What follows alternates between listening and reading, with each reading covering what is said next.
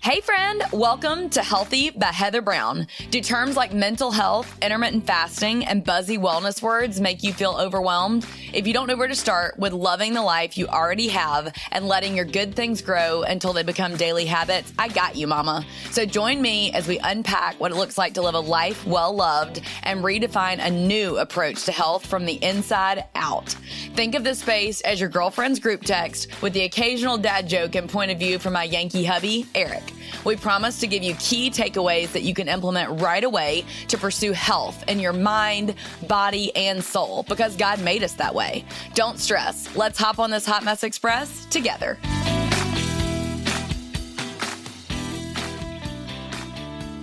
Hello, everybody, and welcome back to another episode of Healthy by Heather Brown. I'm really excited today to bring on Jon Acuff, which y'all, we're going to find out. I don't even know if he remembers me, but I've met him before, and he's from Nashville. Our paths collided when I worked at emails.com, which was a meal planning company back in the day.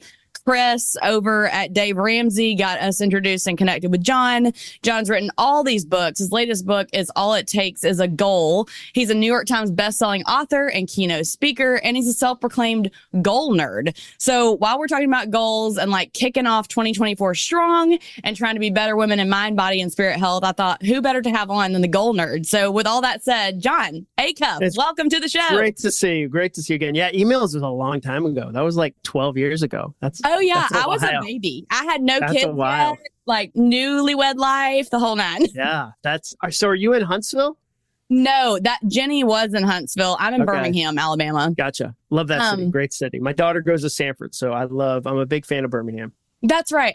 Okay. It's all coming full circle for me now because I remember you popped up randomly on my Instagram and I was like, man, I haven't seen him in forever. And then it was because, though, I think that you had geolocated or said you were at Sanford. And I was like, what? So I think God was just saying like, hey. I'm there a lot. I'm there a lot now. I get to Birmingham. Love that. It's a fun little city. Like it's such an easy drive from Nashville, too. So it's like a sister city of Nashville. Yes, for sure. Are you a Predators fan by any chance? I grew up in New England, so I'm really more of a Bruins fan, but my parents were from the South, so I didn't really even grow up with a lot of hockey. Like it was popular where I lived in Massachusetts, but I didn't grow up with, I want my hometown team to win. Sure. Like, even if you're not a huge Titans fan, you're like, man, I'm pulling for the Titans. Sure. But I've gone to a bunch of games, but I'd be lying if I said I was like a huge Predators fan.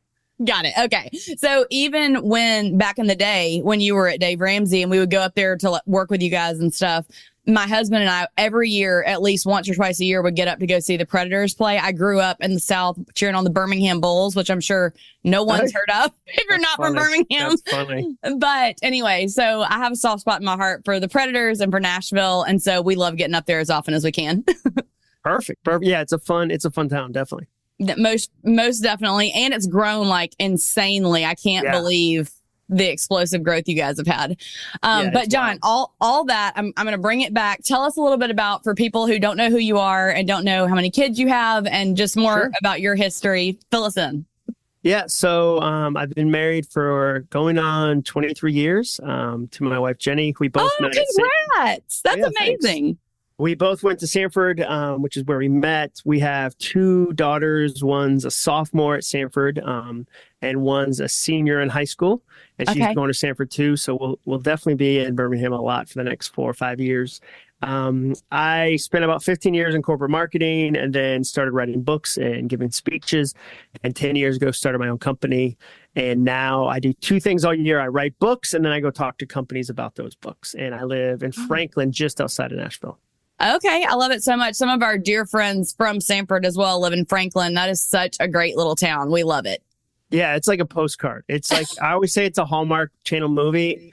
And anytime you live somewhere where they film like a Justin Bieber Christmas song, Mistletoe, it's very nostalgic, our little town. So we've been here, I guess it's 13 years now. So we're definitely transplants, but we weren't part of the more recent wave. Yes, that's awesome. Well, Jon, tell a little bit, I guess, because now you've been doing this for so long, you've been in business for so long. Do you mind telling me just a little bit about how you got started? I think that the quote, and I might butcher it, but the quote that comes to my mind when I think of you, and you might know what I'm going to say. I'm curious if you're going to be like, oh yeah, I still love that one. Or maybe you're like, I hadn't really thought about that one in a while, but it's the don't compare your beginning to somebody else's middle. Is that right? Yeah, totally. That's exactly right. Yeah, Are you still exactly famous right. for that quote, or is that kind of like in the recesses? It still goes around, but it's definitely gotten to the spot where like your name is removed from it. Like somebody sent me a photo of some store they were in, and it was like painted on this terrible piece of driftwood, and I was like, that's when and that one had my name on it, but there's no money for that. You just Right. somebody in China printed those up. Hilarious. So yeah, that one still goes around, and I still like that one. It's funny you say that. I think as a content creator, I trust people who will say like, oh, that idea is old, or, oh, I don't agree with that anymore. Like, I think your ideas should progress. They should evolve. I heard an author once say, like, they asked him if any of his new books disproved anything from his old ones. He was like, no, not at all. And I was like, oh, a 20-year win streak. Congratulations. Like Wow.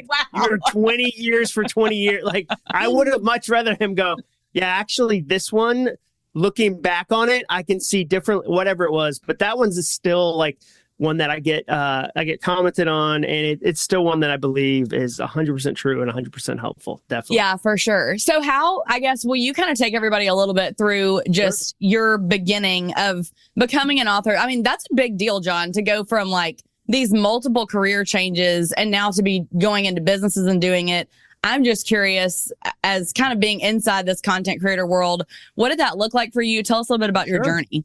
Yeah, so I had the good fortune of being at big companies that taught me how to write. I didn't know it at the time. I was kind of like a grumpy young person who thought he knew more than he did. Like I was the classic 25-year-old who's like, I got some ideas on how to change this billion-dollar company. And I'm like, God bless the people I worked with that were kind to me, because I had a lot of arrogance and very little information, which is a dangerous combination. But we've all been there, though. All been there. Yeah, exactly. It's a rite of passage. But I worked at Bose and Staples and Home Depot. And so I worked at all these big companies that really gave me a sense of how to write headlines and what would become tweets and ideas that were sticky. So Home Depot would say to me, we are putting a rug ad in the newspaper. We need 10 amazing headlines in an hour. Go. And I'd have to come up with, okay, how do I position this? What does this look like? So I got this really fun kind of copywriting experience. And then I started to blog on the side. I just started to do some side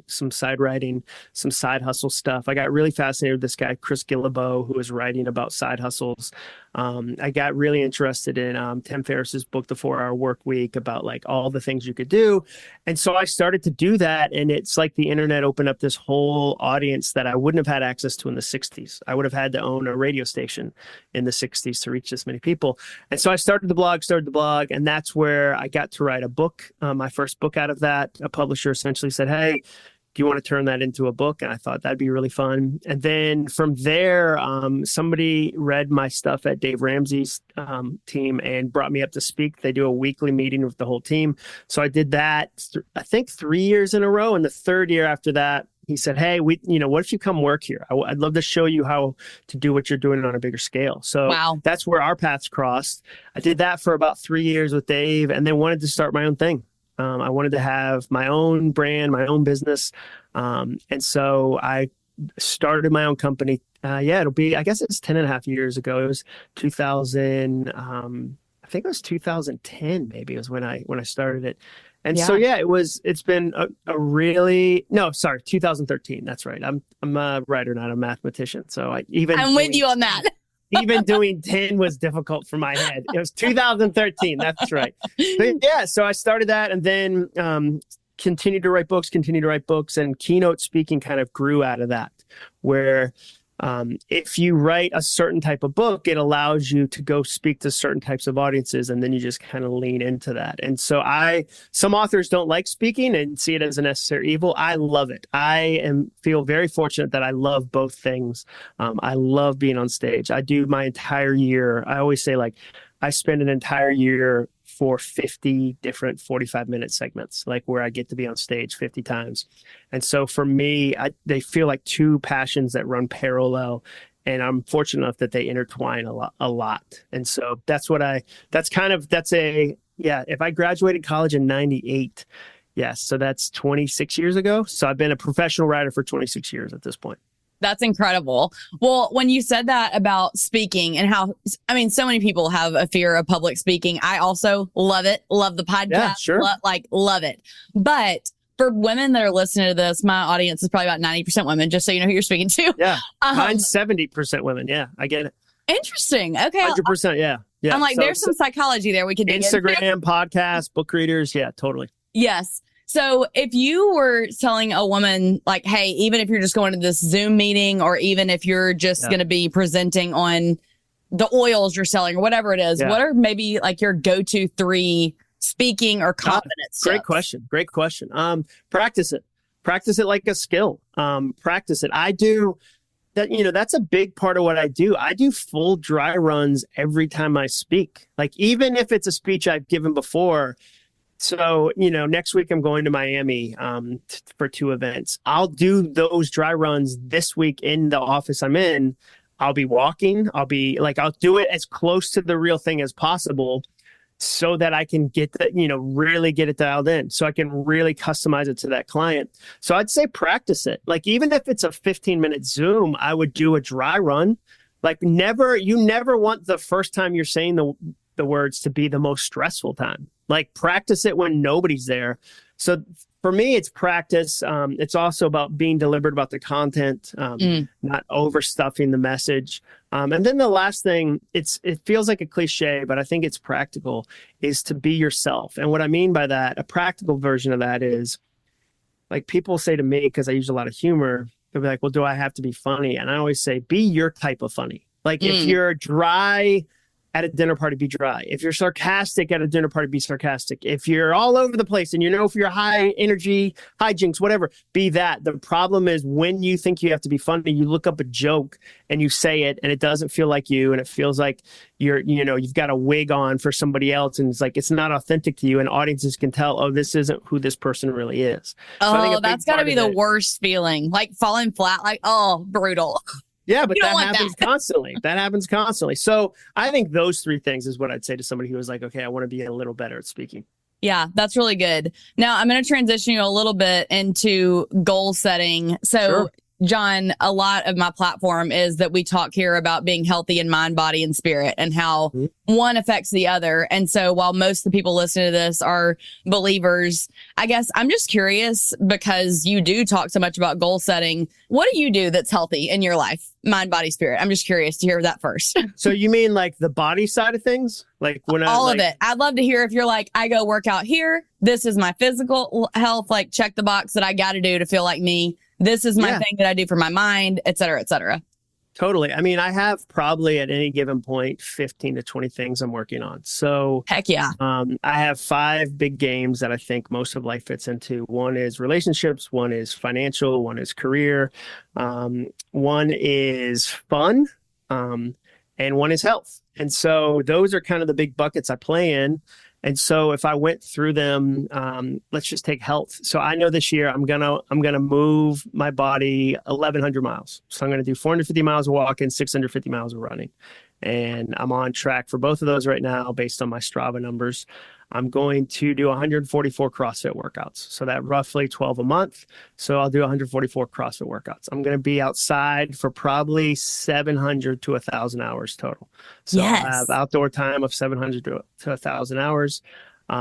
So those are my most tangible. And then I'm reading 100 books. I'll definitely read 100 books this year. I did that last year too. I'm Whoa, hold on, back up. Hold up. Audiobooks, you're physically reading them, a mixture of both. And what does that pan out to? Combo, yeah. So definitely a combo. But I don't believe in writer's block. I believe in idea bankruptcy. So if you can't write, it just means you haven't been serving your ideas well. So for me, if I want to create a lot, I have to read a lot.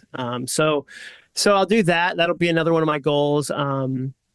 I've got different business goals I'm working on. I've got, I'll do experiments that are month long, where this month, one of the experiments I'm doing is I'm only checking email half an hour a day total, 5 days a week, nothing on the weekend. And so I'm all right, let me see if that works. And then I'm encouraging one person every day via text. I'm like, okay, let me see what happens when I do that. What does that look like? So yeah, I always have, so from a holistic, and then from a quiet time, I'm like, okay, I'm reading through the New Testament and I'm reading the Proverbs of the day every day. So I've been doing that for X amount of time. I do 10 points of gratitude every day. I write 3 morning pages every day, which are 3 full page handwritten pages. I'm reading, I usually have 1 to 2 faith-based books going at a time. So I'm reading those. So yeah, I at any given point have, again, 15 to 20 things that I'm doing to stay at the level I want to stay. Excuse me, but holy crap. That is incredibly impressive. And I think that, number one, I applaud you in that. Number 2, I think that one thing I would love to hear your hot take on is a lot of times when you talk to people and they're like, so for me, I'm very almost crave just information about working out, exercise, how it all ties in together, et cetera, et cetera. So I'm always challenging myself. And people are like, okay, how do you keep up with, you want to get enough salt, but you want to get enough water, but you want to work out 4 times a week, but not 6 because of this part of your cycle and da-da-da-da. So I'm sure that most of our listeners just heard you say that and they were like, whoa, I just blacked out. Like, how is he doing all that stuff? So but I'm also not my first year. Thank you. This is, I've done this for years. So this isn't my first time. I read 66 books the year before, and then I was like, I think I can do 100. So then I just amped it up to 100. And so I'm not this year being like, man, I wonder. There were several goals that I increased over 10% every year at a time until I got to a number that I felt good about. And I'm also flexible. Like, I'm really, rigid goals are fragile goals. So I'm flexible because I know I'm a perfectionist. So the more I do goals, the more flexible I get with them, where I don't care about a streak. I care about sustainable success. So if I'm looking at it over a year, I don't care that, I missed a day. I missed the day is perfectionism and it ruins the whole goal. And then I'm always, I'm trying them again. Like, I do experiments. So I do a 7-day experiment. If it works well, I go, that's a 2 week. Then I give it 2 weeks. And if that goes well, like, the problem is people think they have to do a goal forever. They think they never have tried it. And then they're like, this is my new normal. No, it's not. You have no idea. A goal before you try it is just a guess. It's just a guess. So for me, I'm in a stage of life where I can do that. If I was a young mom listening to this, I'd be like, that's garbage. Yeah, of course it is. Because when I had a 2-year-old and a 4-year-old, I couldn't do goals on Saturday because that was like, the kids were up nonstop. And we had, now I have an 18-year-old. And if I said to her, hey, I'd love to spend 8 hours today with you on Saturday, she'd be like, I would love to not do that. She wants to go see her friends and go work her job. And so I think we also have to take into account, that's where, whenever a 24-year-old influencer gives me advice, I'm like, yeah, you live in LA and you're single and you have no kids, which means 24 hours of 24 hours are focused on you. So 100%. I can't take that advice exactly. Because when you're like, you should have a 2-hour morning routine, say that to a mom of a toddler who's like, I had 9 minutes today. That was all. That's it. So I think it seems like a lot, but I've been doing it for a while. And then I do overlapping goals. Like today, I sat outside while I was working on my book. That was a goal for writing plus being outside. Today, I ran 4.3 miles and I listened to 2 different books. So that's another, so I'm always finding ways to overlap where I need to be. And then last night, I watched a dumb movie with my 18-year-old because my wife's out of town and I'm in charge. And she was like, let's watch this dumb movie. And I wasn't like, I've got to do this, this, and this. I was like, okay, yeah, let's spend 2 hours watching this dumb movie. That'd be great. That's connection time. Right. So it's not like I'm not a machine. And I also feel like I have a pretty fun, balanced life, with my family. So it sounds like a lot maybe, but I don't feel like I'm one of those, I'm an ultra marathon dude where I'm spending 100 hours in the woods, it's not, my life isn't structured like that. It's pretty loose. Hey mama, do you feel like you are surviving on chicken nuggets and goldfish and haven't stepped in a gym since college? Or maybe, on the other hand, you feel like you're checking every health box and are still hitting a brick wall? Well, I'm here to help you redefine what it means to be healthy from the inside out. I'm a former fitness instructor and everyday mom who is passionate about helping you create a beautiful life you freaking love. So I'm opening the doors to the Healthy by Heather Brown membership to the public and and can't wait to walk alongside you and be your cheerleader. When you join, you'll be added to my exclusive Facebook group. You'll receive my Sunday Reset training that will help you create promising, sustainable, healthy choices from the inside out, which will in turn lead to a more joy-filled life for busy moms. Live coaching and workout classes with yours truly. You asked and I listened. We'll talk about how to balance your whole health when you have kids and life get busy with school and activities. It includes grocery haul ideas and accountability as we all reset together each Sunday. There will be so much offered that you won't find anywhere else on the internet. Are you ready to take one step out of stress, shame, unhealthy boundaries, and fatigue and add healthy rhythms to the Hot Mess Express? When you're ready, I'll see you on the other side of the link in the show notes. I'm excited and ready to hold your hand and meet face to face.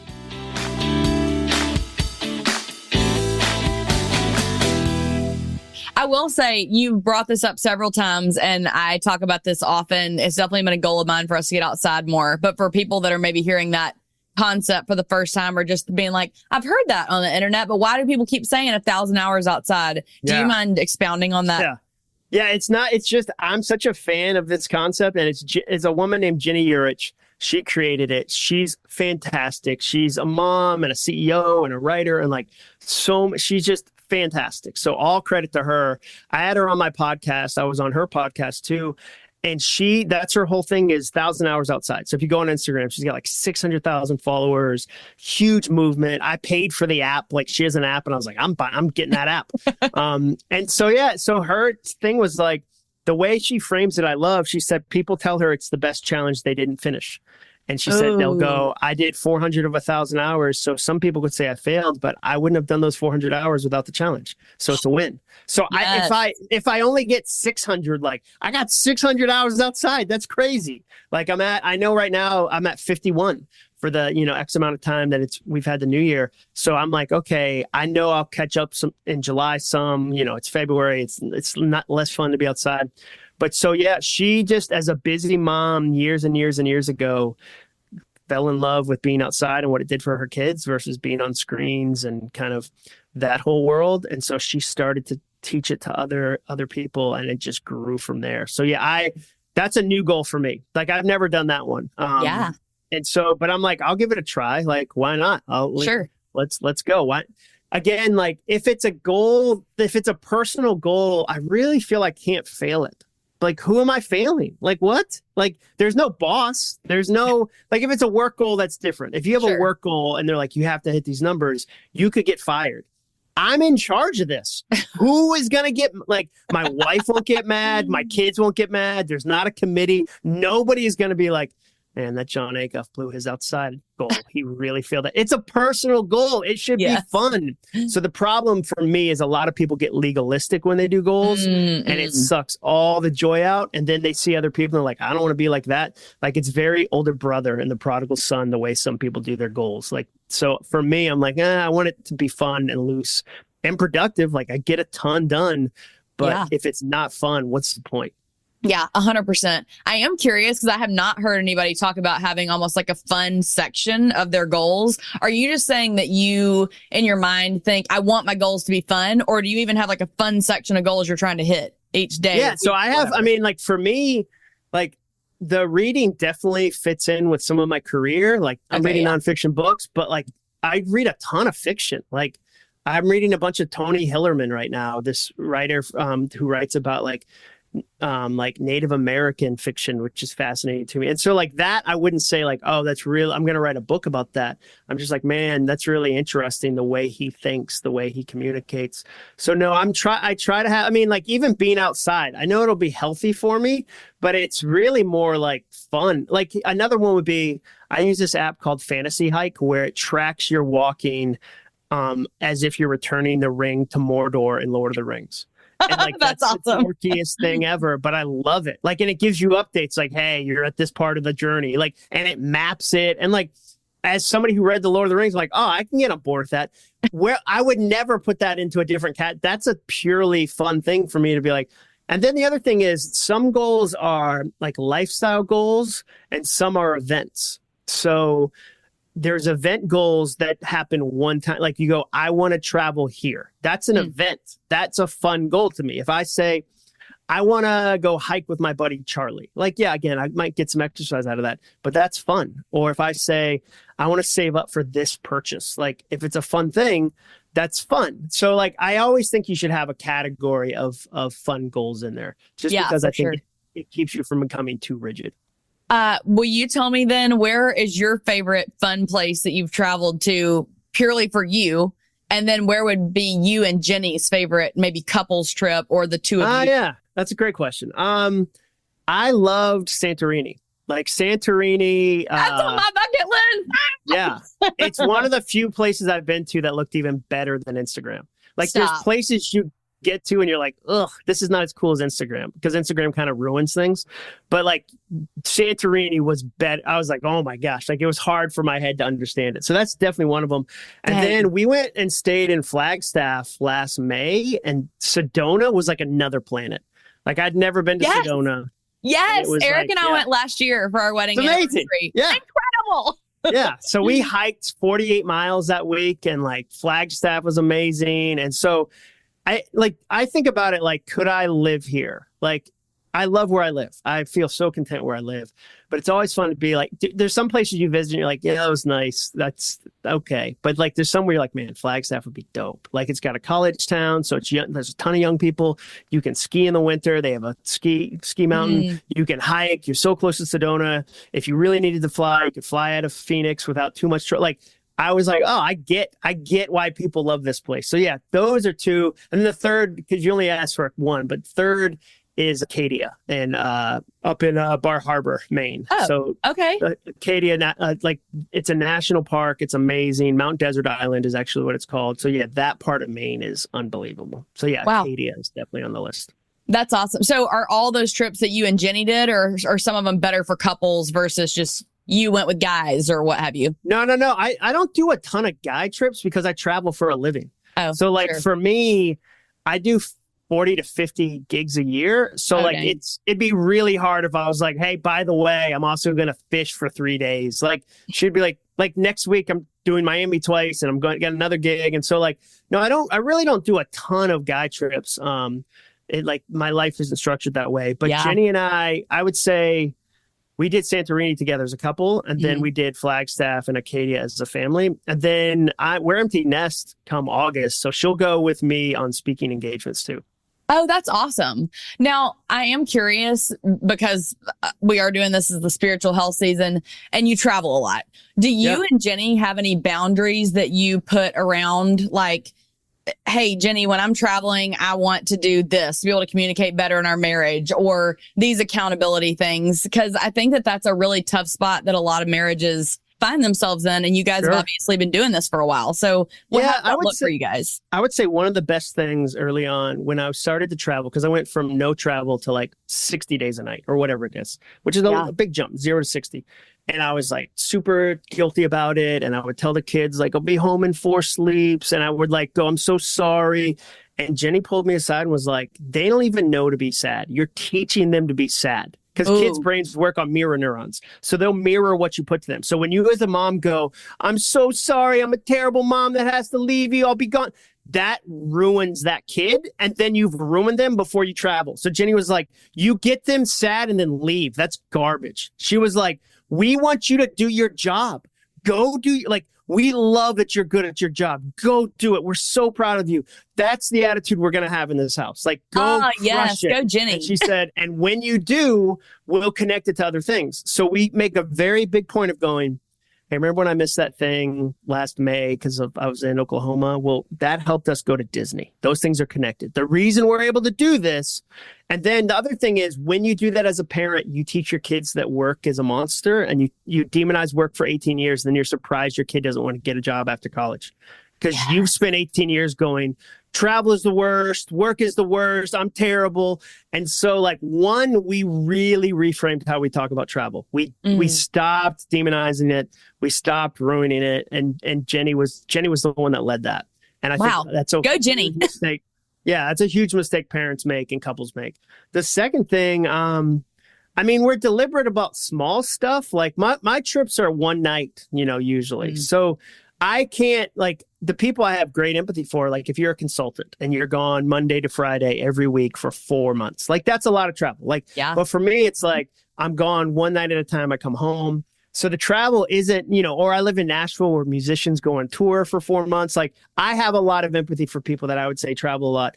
But I mean, we're deliberate about little things where it's like, Zig Ziglar told me, like, we had lunch before he passed away, and he was like, if you can get home and sleep in your own bed, get home. Like, take the flight that's that night versus the next day. He's like, those little things add up.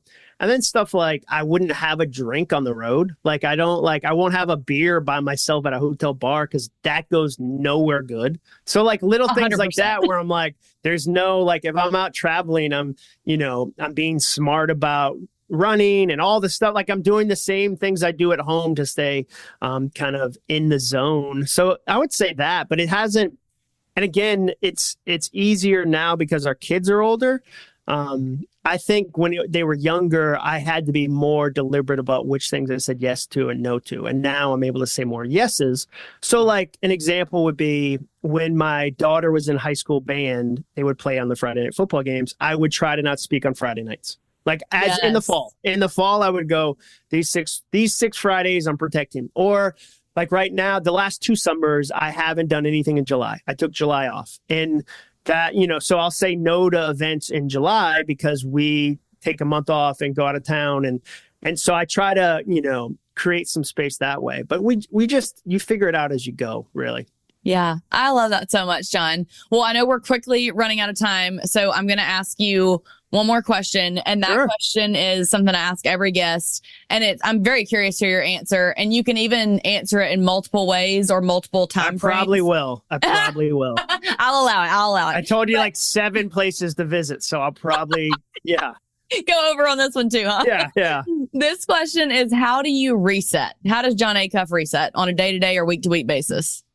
I would say I do it in small ways and big ways. So one of the phrases I use are ginger moments, where like the point of ginger at a sushi restaurant is to reset your palate between bites. Like you're not supposed to eat it like other than to reset your palate. So when you have a bite of octopus and then a bite of tuna, the ginger clears your palate so you can enjoy the tuna. So I think about ginger moments where it's like, if I walk outside for 10 minutes, that's a reset moment. It resets me in between projects. So that's a small one. A bigger one would be, today in the middle of the day, I went on a 4-mile run. That was a reset moment. Like I got a ton of endorphins. I got a ton of sunshine. I got a ton of vitamin D. Like that was a reset moment. Taking a shower was a reset moment. And then longer time frames, not checking email on the weekend gives me a bit of reset to go, okay, I'm not a doctor. Like, let's be real. Nobody's life is hanging on my email response on a Saturday. Like, get over it yourself. Like, unless you're a surgeon and somebody's like, I need you to save my life. Or like, if you've got some sort of job where like markets are closing and like, totally get that. I don't have that type of job. So it's a matter of discipline for me to not check it versus I'm letting people down. So like that's a reset. And then of course taking, July off is a huge reset. And then just, little things, like I said, like watching a movie with my daughter and being like, okay, this is, and friends are a reset because you can't really control a relationship and you can't really monetize a relationship and you can't really goal a relationship. So like when we hosted our small group at our house Sunday night and there's, 12, 14 people, like I didn't have expectations of here's what we need to accomplish. Here's what we need. Like I was just there to be a host and serve. And so moments like that where I don't have a goal that's measurable and it's like, I got to do this at this time. Like, I think friendships are great. And I think that's why the world's kind of having a hard time right now because everybody's so isolated. Preach. Yes. I think friendships are a great reset too. Oh my gosh, I love that answer. Do you guys do it? What I loved about what you just said is you're being even intentional in the little moments to mentally be like, yeah, I'm taking a shower, but it's 15 minutes where nobody's really bothering me or needing anything of me. And I know that we're talking about those moms that have toddlers and they're like on every moment. Even if you just think, I'm only in a shower for 10 minutes, but I'm going to use this time to be intentional. Do you need to play worship music? Do you need silence? Like how do you be intentional? Car rider pickup line. There's a mom in the book I wrote, All It Takes Is a Goal, that got her online degree in the car rider pickup line. Just 15 minutes at a time, she knocked out her degree. And so I think that's, if you're a mom, it's like, okay, what's gonna renew me versus just pass the time. So like nobody feels great after binging Netflix or Instagram. Like nobody walks away and goes, I feel so much better about my life. Like I feel good. I got renewed. I'm refreshed. Like, but we do it because it's designed to be binged. Like they're very good at that. So I would just say like, okay, if you only have 10 minutes, how are you going to use the 10 minutes? What are they, are they going to be, something like you said that does uplift you? And it's, that's why I'm very deliberate about what I listen to, because it impacts me. So the joke I sometimes do is somebody will tell me, they'll say, John, I'm having such a hard time with my thoughts. I'm stuck in a negative spot. And I'll go, well, tell me about your day. And they're like, well, when I drove home from work, I listened to a podcast called Brutal Unsolved Crimes That'll Probably Happen in Your City. And then at night I relax with a Netflix show called People Who Look at You Getting Murdered. It's a documentary. And I'm like, I know why you're having a hard, and then I know why you're having a stressful time. Like you're like, you listen to a murder podcast, 10-hour murder podcast. Like I can tell you exactly why you feel overwhelmed. Like and then you wore a shirt that says, I can't adult today. And the things you put in your head teach you who you are. So if you wear depression wear that says, I can't adult today, I'm sorry I'm late, I didn't want to come, I'm over it, whatever it is, you're reminding yourself constantly, I'm inadequate, I'm not enough, this is bad. And then you go like, it's weird, I feel overwhelmed. It's not weird. The reason it's fresh in my mind, my next book's about overwhelm. And so like all this stuff, I'm really thinking about this a lot right now. And I think it's wild what we do to ourselves. It really is. And you talking about this is the Bible verse that keeps coming up on every interview that I do this season. And so I'm like, okay, Lord, like you want me to talk about this Bible verse, take every thought captive. That's what he tells us. Like, we have control of our thoughts. It's hard. You got to do the work, but you can take control of every single thought coming in and out of your brain. Sure. Totally. 100%. 100%. So, well, you were a joy. Thank you so much for being on. Tell everybody where they can find you, Jon, and connect online. Yeah, I'm just jonacuff.com, JONACUFF.com. Instagram, that's Jon Acuff. And then my podcast is called All It Takes Is a Goal, where I talk to people about the goals they're working on and have these kind of conversations. So those are probably the easiest place to find me. I love it so much. What days does your podcast come out on? I think it comes out on Tuesdays. Yeah, it's Tuesdays. And then the book, I read the audio book. So if you like audio, and if you're listening to a podcast, All It Takes Is a Goal, check out the audiobook. 100%. And this podcast comes out on Tuesday. So as soon as you finish this, jump over to Jon's podcast and listen in. Over. Let's go. I love that. That's right. Okay. Well, Jon, thank you so much for being here. You guys, one of the things that I want you to take away from this episode is that you just have to start. And one of the things that Jon and I talked about was how you have to take every thought captive. We talked about how you can really be intentional with just those 10-minute breaks in your day or 5-minute breaks in your day. I can't believe he said someone got their online education, their degree or a certificate in the carpool line. You can do this, friend. So proud of you. I believe in you. If you have questions, please let me know. Shoot me a DM on Instagram and at Healthy by Heather Brown. And I'll see you next time. Let's talk about fitness. I did not know where you're going to go with that. Classic song. But yes, let's talk about fitness. And I thought it could be fun to kind of talk about our favorite exercises. We don't go to the same gym. And a lot of times we'll come home and talk about our classes or what we did to exercise that day. And needless to say, I'm not surprised. A lot of our exercise routines are very different. And I think you said before we even started this podcast that you'd be surprised if any of our exercises are the same. So I asked you to come up with your top 3 exercises. And it could just be for personal enjoyment. It could be basically the exercise that you think has the most benefit. And then I also asked you to give your least favorite exercise or what you thought maybe was the most overrated exercise. So we'll go back and forth. You can start off, let's go in descending order. So 3, 2, 1, you'll give your third favorite or most beneficial exercise, and then we'll work our way down. Okay, I love it. Do have to give a quick side story that I asked yesterday Eric how his workout was. He was like, well, on Saturdays we typically push Katie's truck around the parking lot twice. And I was like, yep, I can confidently say that I have never and will never do that at my women's gym.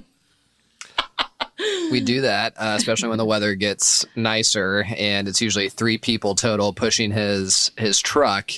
And it really is a great exercise. It's basically like a sled workout, and sled workouts are just great for legs, glutes, cardio, and so yeah, it's always a fun way to finish the workout. Yes. Okay. So my third favorite would be, and I feel certain you don't do this hardly if ever, it would be a wide second position, which goes back to my ballet bar type roots, which essentially is your toes slightly turned out and you're in a squat, but with your legs out wide. But then I thought, what would be a guy version perhaps of this? Do you ever even do a curtsy lunge? So actually, we occasionally do that exercise, not very often, but when Katie is not teaching the class, Anna, she does more, I would say, more of a CrossFit type class where it's more reps, a little bit quicker pace, whereas Katie is more strength training, I would say, but occasionally we will do curtsy lunges, but we do mainly just regular lunges, I would say, with weights. Gotcha. So I feel very strong when it comes to a wide second or curtsy lunge. I love that progression series in a bar-based class. If you're in my membership, you've probably seen me teach this many a time. I love it. I think it's super effective, especially for women, of targeting your inner and outer thighs, building that strength, that length. And I love adding in the pulses and the holds. And I mean, it is just like your thighs are triggered and shaking so bad. So you're right. I was not going to guess that was your third favorite exercise, but my third, it's a little bit of a specialized exercise as well too, but I've got to go with dumbbell lateral raises. So I'll just describe it. I mean, basically it is, you have dumbbells, one in each hand, and basically you're just doing lateral raises out to the outside. It really works shoulders, back, triceps, core, and I just think it's a great exercise, especially if you want to get that kind of that chiseled back. I was gonna say, is this what your brother refers to as a glory muscles exercise? No, that's usually tries and buys, but that does help. So that's like, you're looking at bicep curls, curls for the girls, things of that nature. But I do have some other ones coming up that are, I would say, you could classify as glory exercises, if you will. But my third favorite is the dumbbell lateral raises. And if you can do 20s in each hand and do 10 of those, you're doing pretty good, but they'll get you pretty fast. For a male at Burn, I would lucky to be doing that amount of reps with 12s without really using, probably bending my knees to get them up for that long. Gotcha. All right. So do you want me to give my second favorite? Yeah, let's do it. So number 2 for me, and this is purely strength, and it's taken me a while to really appreciate them. But as you do more of them and you learn the correct technique, deadlifts is my number 2 favorite exercise. Basically, I mean, they're just great for your legs, for your glutes. And if you do them correctly, you can do them without really straining your muscles, but just for pure power. And I've noticed a lot of strength and stability by doing deadlifts. It's my number 2. All right. Tell people what that is if they don't have any concept. All right. So deadlift is basically you have the bar and, weights on the end. But basically it's just a static lift from the ground. And you want to keep your back and your legs fairly straight. You're bent over, but you want to be almost in an L position when you're lifting. And you really don't lift with your arms. It's all on your legs. And you just lift up with your arms basically in a hanging position. Lift up the weight until you can lock out. And then set the bar down and repeat. So is that how you would describe it, or do you have a better way to describe it? Well, we don't really work with the bar much at Burn, and we don't work with that kind of barbell at Pure Bar. So I really don't feel like that's my area of expertise. It's very similar to Romanian deadlifts, which is when you use free weights or dumbbells, yes. And it's very similar to that, but just with a bar. Yeah, I don't mind an RDL now. Okay, well, I'll go with my second one. My second one is I felt really torn on this one. I love a good glute bridge moment, but I had to put that one aside for my other favorite booty work, which is on the ground doing tabletop and turnout, which is essentially, what do you call that at your gym, where you're on all fours on your hands and your knees and you're pressing, do you call them donkey kicks up to the ceiling? I think these are a little bit different, but since I go to a gym that has jujitsu and things of that nature, we call them sit-outs. Oh. And I think it's actually different than what you're talking about. A sit-out is basically you're on all fours, but then you will basically kick one leg through to your opposite arm. So it's almost like a gymnast type exercise if you've ever seen the pommel horse, but it's really great for stability, core, triceps. I think that's different than what you're describing. Yes, it is. But I really, really love a good tabletop moment. You totally isolate the crease of your seat or your butt. And then I also love it when I can teach a flow that's from tabletop working crease of the seat over to turnout. You bring your knee up towards that front shoulder and you do those little pulses, and it is like your outer corner of your butt is about to fall off. Is this similar to back dancing? No, that was the glute bridge. Oh, back dancing is one of my favorite not to do, but if you're ever doing back dancing, anyways, that's a Pure Barre move. Side story. I think we've told that story before, early days of the podcast. I think maybe, yeah. You took me to a Pure Barre class, and these girls start doing these back dancing exercises. And there's a few guys in the class, but basically this back dancing is basically girls like kind of thrusting in the air. And it's like, I'm trying not to make eye contact with anybody and look like a total creeper. It's really hard to do. Just got to close your eyes, babe. Just got to close my eyes. And that was fairly awkward. But all right, so I'm going to before we give our number one exercises, I am going to tell you that our 5-year-old is creeping in on us, like opening the door. Okay, go ahead. All right. So before we give our number one, let's go ahead and give our most overrated exercise. Oh. So my most overrated exercise, you're going to be surprised by this, but it's actually the bench press. Oh, really? So bench press is difficult for me. I have very long arms, which means basically I have a further way to push the weight. And I don't know, you can do them in a safe way, especially with a spotter. But if you're trying to lift heavy, you can reach muscle fatigue very easily. And it can be fairly scary if you're lifting heavy and all of a sudden that last rep's not quite as easy as you want. Before you know it, it's on your neck and then you're dead.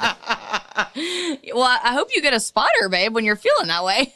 Well, sometimes I do that. But I will say this, though. I don't like the bench press, but I actually do like a dumbbell press on a bench. So I actually think it helps a little bit more because you use more stabilizer muscles with the dumbbells. But I do enjoy, and I feel like you can get a better squeeze with your chest by doing the dumbbell press as opposed to the bench press. But that's probably my most overrated or one of my least favorite exercises. Gotcha. We do use dumbbells at Burn, so I actually am really enjoying seeing my strength increase there. But my least favorite exercise probably that we do at Burn is the donkey kick to knee tuck.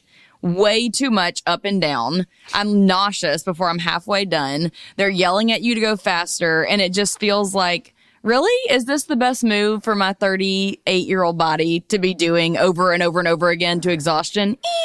I know you mentioned sometimes when you're exercising too, you have some lack of control with certain things of your body. Does that kind of come into play with the donkey kicks as well too? Not with the donkey kick, but with the knee tuck, yes. Because it's a jumping knee tuck. I mean, yeah. I don't like the up and down either. You can kind of get that head rush as well too. So I can understand that exercise. All right, so give me your number one, then I'll give you my number one exercise. All right. Can I give one more exercise that I really hate? We're quickly running out of time, but okay. And I don't know if you're going to agree with me on this or not, but I loathe box jumps, not because I can't do it. I know I can do the highest box, but I know personally at least 3 women that have injured themselves on it. And so it just feels like the risk reward at the age of 38 when I'm just there to like work out and, for my mind and as a mom and as an entrepreneur, the risk to benefit just doesn't seem as good enough for me. What are your thoughts on that? I have also seen many people definitely scuff their knees. And I think you told people of like tearing ACLs or back or ankles back or surgery. backs and things of that nature. I think if you have the correct equipment, basically soft boxes, they can be done a little bit easier. But yes, your general idea that there are better exercises, and I think you can replace different ones. You can do frog leaps, you can do skiers or skaters and things of that nature and get very similar type explosive results, I would say. Yes. Okay, go ahead. Sorry, didn't mean to take us on that tangent. What was your number one? I hadn't said it yet. Is it time to say it? Okay. Yeah. Okay. Dun, dun. Okay. So my number one is anything having to do with deep core work, specifically anything related to planks. I love a plank series. I love a side plank where you're like reaching your arm underneath and up. I love even a ab roller. I mean, I love creating a bar-based intensive plank series where I like run women through several different exercises. So, and I can hold a 90-second forearm plank like it's really no sweat at this point because we did it every day at Pure Barre. And that is just my jam. Like, I feel like I can crush almost anyone in the gym when it comes to a plank series.